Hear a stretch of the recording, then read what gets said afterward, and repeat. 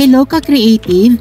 Ito na naman po ako at maglalagay lang ako ng mga rhinestone dito sa lace applique na aking linagay.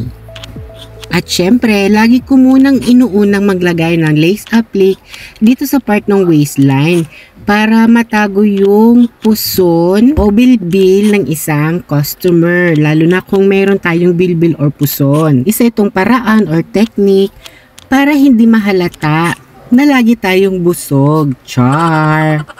Tanging naglalagay lang ako ng mga rhinestone dito sa mga flowers sa lace applique.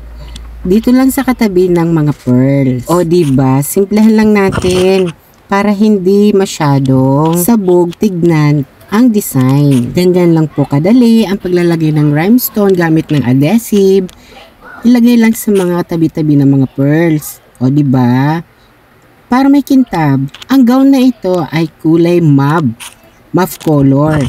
Kaso ewan ko ba kung bakit iba ang rehistro ng kulay sa aking phone. Kaya pagpasensyahan nyo na at medyo naglalabo minsan.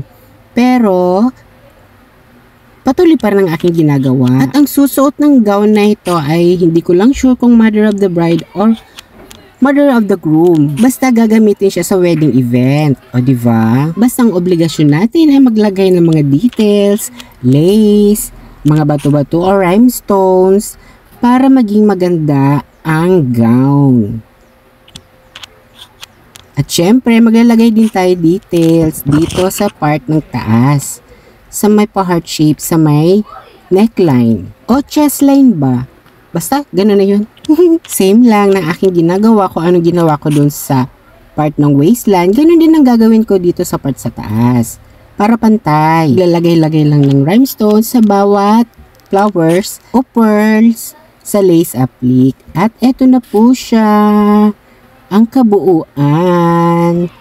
Ganun lang po kasimple ang aking ginawa dito sa gown. Hindi na ako naglagay ng mga kalat-kalat sa labas ng mga lace applique kasi kung sakaling ibahin na naman ang design at pabaklasin na naman itong mga lace, ay madali lang siyang tanggalin at hindi na magbabaklas pa ng mga sobrang mga rhinestones na linagay sa labas ng mga lace.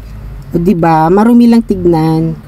Kaya ganito lang po, malinis lang. At fina-fitting mi na nga sa mother. Ito na po siya. Siya po mismo ang mag-fit. At siya po ang magsusuot sa event. At kung nagustuhan nyo, please subscribe to my channel for more creative na aking ginagawa. And hit the notification bell. Thank you!